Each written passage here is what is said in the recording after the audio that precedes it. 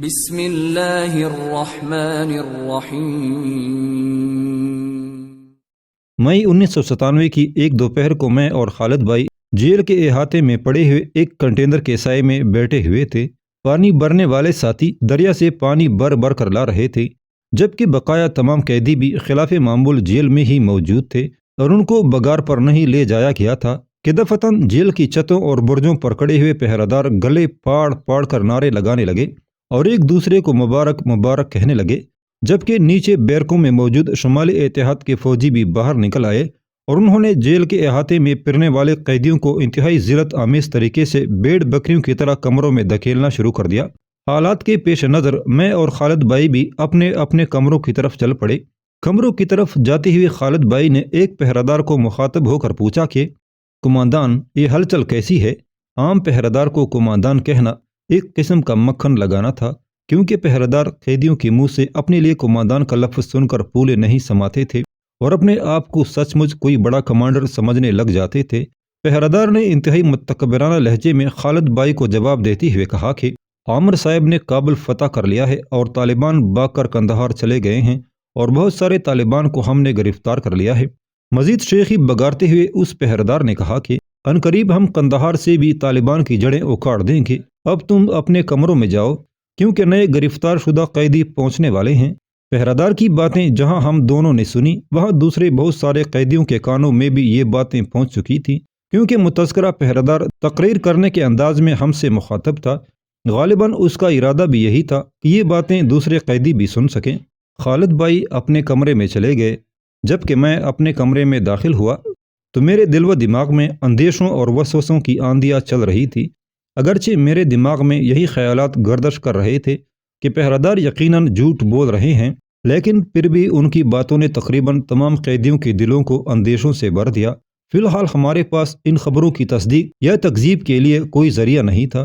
شام کے قریب جب نئے گرفتار شدہ طالبان قیدیوں کو بہارک جیل میں لایا گیا تو ایک بار پھر جیل کے در و دیوار مظلوم قیدیوں پر ظلم و ستم کے نتیجے میں قیدیوں کی آہ و بکا اور چیخ و پکار سے گونج اٹھے۔ شمالی اتحاد کے خونخوار درندوں کو ایک بار پھر اپنی درندگی کا بھرپور مظاہرہ کرنے کا موقع ہاتھ آ گیا تھا، جس سے وہ پورا لطف اٹھا رہے تھے اور قیدیوں پر طرح طرح کے ظلم و ستم کے پہاڑ توڑ رہے تھے، گویا کہ ان کی شقاوت قلبی اپنی آخری حدوں کو چھو رہی تھی۔ شام سے لے کر اگلی صبح تک 9 گرفتار شدہ قیدیوں پر تشدد کا سلسلہ بغیر کسی وقفے کے جاری رہا اور پوری رات قیدی ساتھیوں کی چیخ و پکار دلوں کو دہلاتی اور آنکھوں کو رلاتی رہی۔ پرانے ساتھی ساری رات نئے ساتھیوں کی خلاصی کے لیے دعا گو رہے۔ ظلم و ستم میں ڈوبی ہوئی اس اندھیری رات کو صبح ہم پرانے قیدیوں کے لیے بھی ایک تکلیف دہ تبدیلی لے کر طلوع ہوئی، یعنی صبح ہوتی ہی جیل میں فوجی ٹرک آ گئے اور اکثر پرانے قیدیوں کو دوسری نامعلوم جگہوں کی طرف روانہ کر دیا گیا۔ اب جیل میں پرانے ساتھیوں میں سے ہم زخمی ساتھی، کچھ بیمار ساتھی اور چند صحت مند ساتھی باقی رہ گئے تھے، اور باقی رہ جانے والے ساتھیوں کو بھی کمرے سے ایک کنٹینر میں منتقل کر دیا گیا تھا، جہاں نئے آنے والے ساتھیوں کی زبانی ہمیں صبح یہ حوصلہ افزا خبر مل گئی کہ طالبان نہ صرف اپنے ٹھکانوں پر مضبوطی کے ساتھ ڈٹے ہوئے ہیں، بلکہ طالبان نے شمالی اتحاد کے بہت سارے علاقے بھی فتح کر لیے ہیں۔ وہیں پر ہمیں پرانے ساتھیوں کے بارے میں بھی تشویش لاحق تھی، جنہیں کہیں اور لے جایا گیا تھا، کیونکہ جس دشمن کے ہاتھوں ہم قید تھے اس سے کچھ بھی بعید نہ تھا، کیونکہ ان کے ہاں کوئی آئین و قانون تھا اور نہ ہی کوئی انسانی قدروں کا لحاظ ان کے ہاں تھا۔ بے بس قیدی ایک مکی سے زیادہ حیثیت نہیں رکھتا تھا، جس کی ادنا سی مثال ایک افغانی طالب ساتھی جمعہ خان اور ایک پاگل فارسی بان کی شکل میں ہمارے سامنے موجود تھی۔ ویسے تو اور بھی بہت ساری مثالیں موجود ہیں جن کا اب تک ہم اپنی آنکھوں سے مشاہدہ کر چکے تھے اور جن کو اگر بیان کرنے بیٹھ جائیں تو وہ ختم ہونے کا نام ہی نہ لیں۔ جمعہ خان ایک افغانی طالب تھا جو قیدی ساتھیوں میں ہر دل عزیز تھا، جس کا ایک بازو افغان جہاد میں شہید ہو گیا تھا اور وہ ایک ہاتھ سے راکٹ چلانے کا بہت ماہر تھا اور ہمارے ساتھی گرفتار ہوا تھا۔ جمعہ خان اکثر ساتھیوں کو خوش کرنے کے لیے طالبان کی خبریں اپنے پاس سے ہی سنایا کرتا تھا۔ کئی دفعہ تو وہ پہراداروں کے ریڈیو سے خبریں سن بھی لیتا۔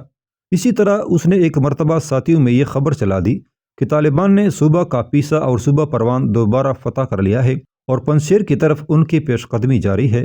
جمعہ خان کی یہ خبر کسی طرح جیل حکام کے پاس پہنچ گئی تو انہوں نے جمعہ خان سے تفتیش شروع کر دی اور تفتیش کے نام پر کئی دن اس معذور ساتھی کو طرح طرح کی اذیتیں دی جاتی رہیں۔ اور ایسا معلوم ہوتا تھا کہ شمالی اتحاد کے گروہ طالبان کے ہاتھوں اپنی شکست کا بدلہ اس معذور سے لے رہے ہوں۔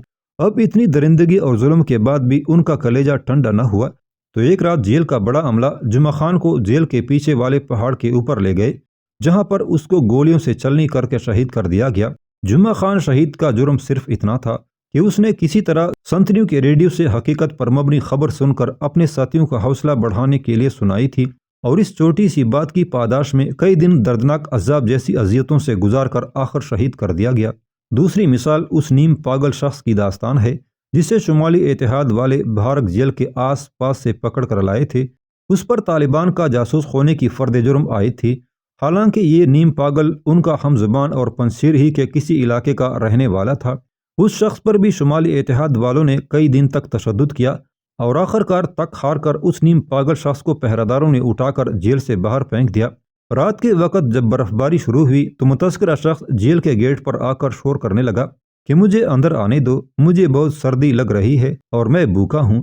اس فریاد کے جواب میں پہرہ داروں نے اسے پتھر مار مار کر بھگا دیا، لیکن اس کے چیخنے چلانے کی آوازیں آتی رہیں۔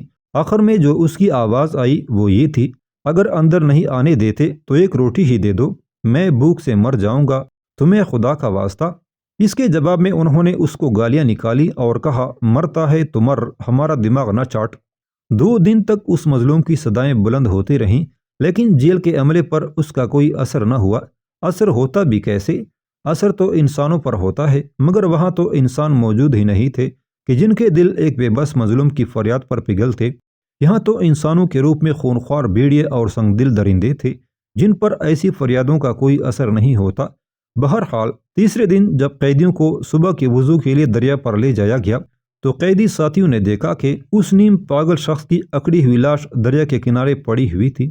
ہمیں کنٹینر میں منتقل ہوئے تیسرا دن تھا۔ ظہر کی نماز پڑھنے کے بعد جاوید بھائی بیت الخلاء کی طرف گئے اور جب واپس آئے تو آتے ہی انہوں نے مجھ سے مخاطب ہو کر کہا کہ حامد بھائی، باہر ایک نیا قیدی آیا ہے جسے دیوار کی طرف منہ کر کے کھڑا کیا گیا ہے۔ میں صحیح طرح تو نہیں دیکھ سکا، لیکن مجھے ایسا لگتا ہے کہ وہ ابو عبیدہ ہے۔ میں نے حیران ہوتے ہوئے کہا کہ جاوید بھائی، آپ کیوں ابو عبیدہ کے پیچھے پڑے ہوئے ہیں؟ حامد بھائی، آپ خود بیت الخلاء جانے کے بہانے دیکھ لیں، مجھے پکا یقین ہے کہ وہ ابو عبیدہ ہے۔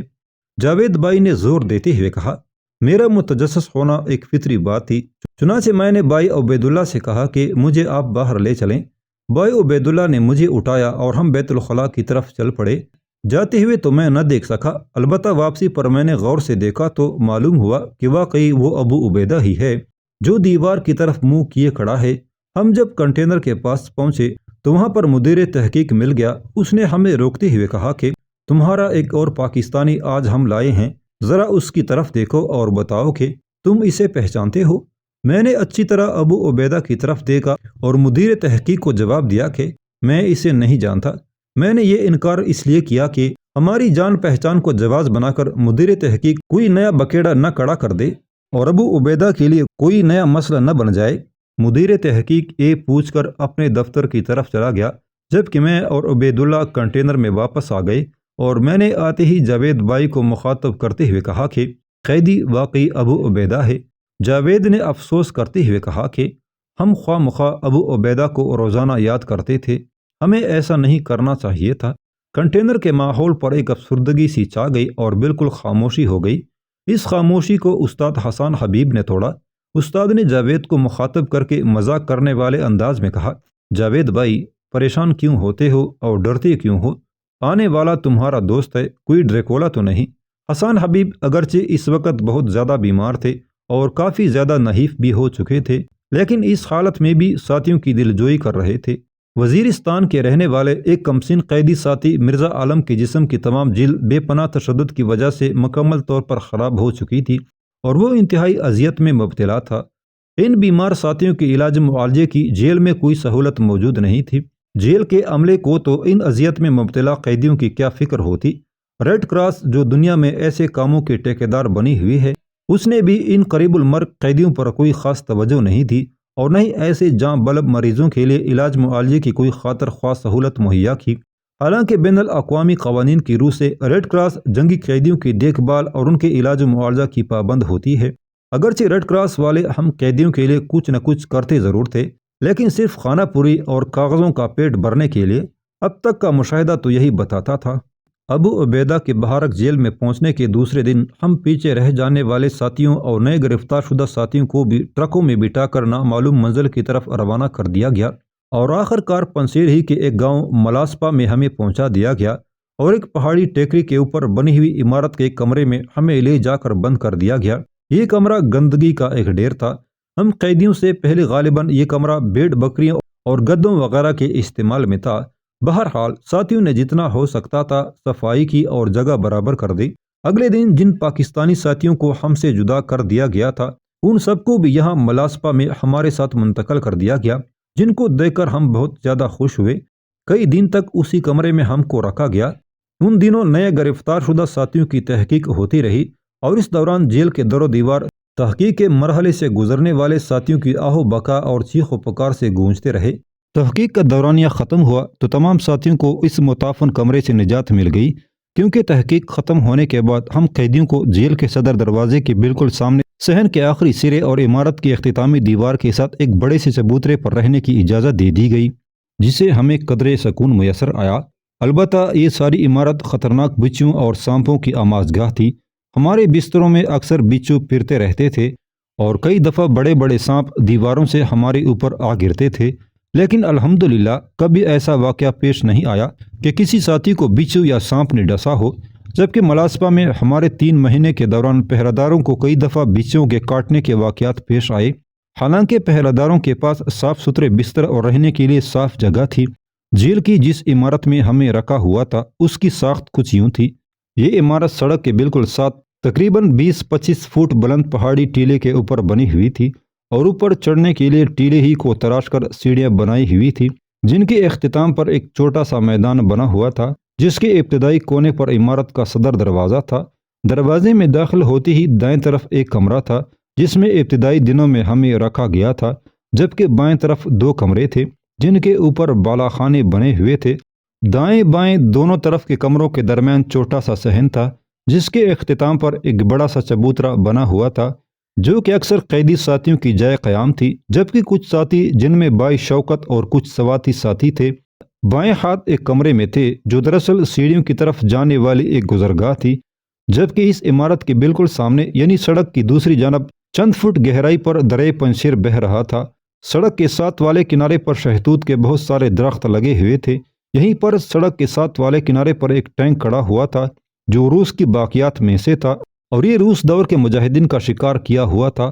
اس جیل کا سارا عملہ ہمارے لیے نیا تھا، لیکن جسے جیل کا سربراہ بنا کر یہاں بھیجا گیا تھا وہ بہارک جیل کا مدیر تحقیق تھا، جس نے میری تحقیق کی تھی۔ اس کا نام عبدالقیوم تھا۔ یہ یہاں بہت بڑا دانشور بنا ہوا تھا، جس کا اظہار وہ اکثر اپنی زبان سے بھی کرتا رہتا تھا۔ وہ کہا کرتا تھا کہ پنشیر میں ایک عامر صاحب یعنی احمد شاہ مسعود عقلمند اور دانشور ہیں، اور دوسرا میں ہوں۔ وہ اپنی دانشمندی کا عملی اظہار بھی وقتاً فوقتاً کرتا رہتا تھا، یعنی جب کبھی ہیلی کاپٹر جیل کے اوپر سے گزرتا تو یہ ہاتھ ہلا ہلا کر احمد شاہ مسعود سے الیک سلیک کرنا شروع کر دیتا، اور پھر قیدیوں سے مخاطب ہو کر شیخی بگاڑتے ہوئے کہتا کہ عامر صاحب جا رہے ہیں، جو یہاں سے گزرتے ہوئے میری ہی طرف متوجہ تھے۔ اس کے علاوہ وہ ہمارے یہاں منتقل ہونے کے ابتدائی دنوں میں ہم قیدیوں کو جمع کر کے تقریر شروع کر دیتا اور اوٹ پٹانگ اور بے شر و پا باتیں شروع کر دیتا، جن کا لب لباب ہمیشہ یہ ہوتا کہ پنشیری قوم دنیا کی بہادر ترین قوم ہے، اور جو عقل پنشیریوں میں ہے، خصوصاً عامر صاحب میں اور مجھ میں، وہ دنیا کے کسی انسان میں نہیں ہے۔ اسی طرح کی اور کافی باتیں اور طالبان کے خلاف زہر اگلتا رہتا تھا۔ قصہ مختصر یہ کہ انتہائی احمقانہ اور من گڑت باتوں سے یہ قیدیوں کی ذہن سازی کرنے کی کوشش کرتا رہتا۔ جہاں ایک طرف ہماری ذہن سازی کی کوشش کی جا رہی تھی، وہاں پر دوسری طرف حالت یہ تھی ہم قیدیوں کو کئی دن تک کھانا نہیں دیا جاتا تھا، اور جب کبھی ملتا تو اس طرح کے ایک روٹی 7 قیدیوں کے لیے دی جاتی، اور پہرہ داروں کا رویہ بھی قیدیوں کے ساتھ انتہائی حد تک آمیز ہوتا تھا۔ انہی پہرہ داروں میں 2 پہرہ داروں کا رویہ ہمارے ساتھ سب سے زیادہ توہین آمیز تھا۔ یہ دونوں جب بھی جیل میں داخل ہوتے تو اپنے منہ اور ناک لپیٹ کر آتے اور قیدیوں کو بلا اشتعال انتہائی غلیظ گالیاں بکتے رہتے تھے، یہاں تک کہ یہ دونوں قیدیوں کو انسان ہی نہیں سمجھتے تھے۔ ان میں سے ایک تو اللہ تعالیٰ نے ہمارے سامنے ہی عبرت کا نشان بنا دیا۔ واقعہ اس طرح ہوا کہ اس پہرادار کا دایاں بازو کسی چیز سے جل گیا جس کا وہ کئی دن تک علاج کرواتا رہا، لیکن جلا ہوا بازو ٹھیک ہونے کے بجائے خراب ہو رہا تھا۔ اسے کسی نے مشورہ دیا کہ جن لوگوں کے جسم پر بارود کے اثرات ہوں، یعنی جو گولیوں اور بموں وغیرہ سے زخمی ہوئے ہوں، ان کا توک بازو کے جسم پر لگاؤ تو بہت جلد ٹھیک ہو جائے گا۔ چنانچہ پہرادار جو انتہائی متکبر تھا، اللہ تعالیٰ نے اس کا غرور ایسا خاک میں ملایا کہ وہ کئی روز تک مسلسل روزانہ کئی مرتبہ ہم زخمی قیدیوں کے پاس آتا تھا اور اپنا صحیح ہاتھ ہمارے آگے کرتا کہ اس پر توک ڈالو، اور ہم زخمیوں کا توک لے کر اپنے جسم پر ملتا۔ یہ سلسلہ کئی دن تک جاری رہا۔ عجیب بات یہ ہوئی کہ جس دن وہ توک لے کر زخم پر نہیں لگاتا تھا تو زخم بگڑ جاتا تھا، جبکہ ہم زخمیوں کا توک لگنے سے زخم ٹھیک ہو جاتا تھا۔ اس لیے جب تک اس کا زخم ٹھیک نہیں ہو گیا وہ اسی طرح ہم سے توک کی بھیک مانگتا رہا۔ قید و بند کی اس داستان میں اپنے ساتھ پیش آنے والے ایک اور واقعے کو بیان کرنا ضروری سمجھتا ہوں۔ اگرچہ ظاہراً یہ واقعہ کوئی خاص اہمیت کا حامل نہیں ہے، لیکن اس واقعے کو بیان کرنے کا مقصد یہ بتانا ہے کہ نظام شریعت اسلامی کے نفاذ کی جو تحریک ملا عمر اور ان کے ساتھیوں نے شروع کی تھی، ان کے اثرات ہر قسم کے منفی پروپیگنڈے، طرح طرح کی رکاوٹوں اور تمام باطل قوتوں کی بھرپور مخالفت کے باوجود کہاں کہاں تک جا پہنچے تھے۔ واقعہ کچھ اس طرح ہوا کہ میں قضائے حاجت کے لیے دریا کے کنارے پر جایا کرتا تھا اور یہاں کڑے، متروک اور خراب ٹینک کو بطور بیت الخلاء استعمال کرتا تھا۔ چونکہ جیل کا بیت الخلاء ایک چھوٹی سی چھت پر بنا ہوا تھا جس پر جانے کے لیے لکڑی کی سیڑھیاں لگی ہوئی تھی، اور میں اس سیڑھی پر ایک ٹانگ کے ساتھ نہیں چڑھ سکتا تھا۔ یہی وجہ تھی کہ پہراداروں کی اجازت سے ایک ساتھی مجھے ہر روز دریا کے کنارے کڑے ٹینک میں داخل کر کے واپس اوپر چلا جاتا تھا اور کچھ دیر بعد آ کر لے جاتا تھا۔ میں اکثر فارغ ہو کر ٹینک کے باہر نکل کر دریا کے کنارے بیٹھ جاتا تھا اور درختوں سے گرے ہوئے توت اٹھا کر دریا کے کنارے سے دھو کر کھاتا تھا۔ اسی طرح ایک دن میں دریا کے کنارے بیٹھا ہوا تھا اور انتظار کر رہا تھا کہ کوئی توت گرے اور میں اٹھا کر کھاؤں۔ یہ دن چونکہ بھوک کے دن تھے، کھانا بھی کبھی کبھار ملتا تھا اور وہ بھی چند نوالے۔ بہرحال میں روزانہ کی طرح بیٹھا ہوا تھا کہ کچھ فاصلے سے سڑک پر ایک نوجوان لڑکی اور ایک برقع پوش خاتون آتی ہوئی نظر آئیں۔ خاتون نے بڑا سا ٹوکرا سر پر اٹھایا ہوا تھا۔ جب وہ میرے قریب سے گزرنے لگی تو مجھے دیکھ کر رک گئیں اور آپس میں کچھ باتیں کرنے لگیں۔ ابھی میں سوچ ہی رہا تھا کہ یہ مجھے دیکھ کر کیوں کڑی ہو گئی ہیں، وہ سڑک سے نیچے اتر کر میرے سامنے آ کڑی ہوئی، اور لڑکی جس نے کمانڈو جیکٹ پہنی ہوئی تھی اور نقاب وغیرہ نہیں کیا ہوا تھا مجھ سے مخاطب ہو کر بولی، بندی استی یعنی قیدی ہو؟ مجھے چونکہ اب فارسی کافی حد تک بولنی اور سمجھنی آ گئی تھی، میں نے اسے جواب دیتے ہوئے کہا ہاں۔ پھر اس نے کہا کہ پاکستانی ہو؟ میں نے پھر ہاں میں جواب دیا۔ پھر اس نے پوچھا کیا آپ بھوکے ہو، توت کھاؤ گے؟ میں اس کے جواب میں صرف اس بات میں سر ہلا سکا تو لڑکی نے عورت کے سر سے ٹوکرا نیچے اتروایا اور توتوں کا ایک کاسا بھر کر کہا یہ لو۔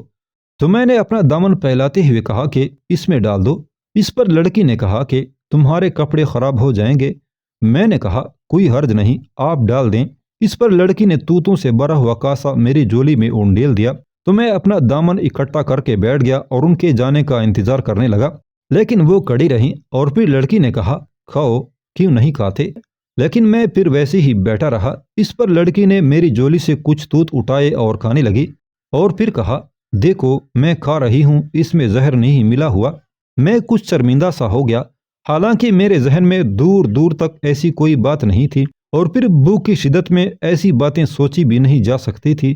میرا ارادہ تو صرف یہ تھا کہ یہ چلی جائیں تو میں کسی ساتھی کو آواز دوں اور اوپر جا کر دوسرے ساتھیوں کو بھی اس دعوت میں شامل کر لوں، لیکن اس لڑکی نے عجیب بات کہہ دی تو میں توڑے توڑے توت کھانے لگا۔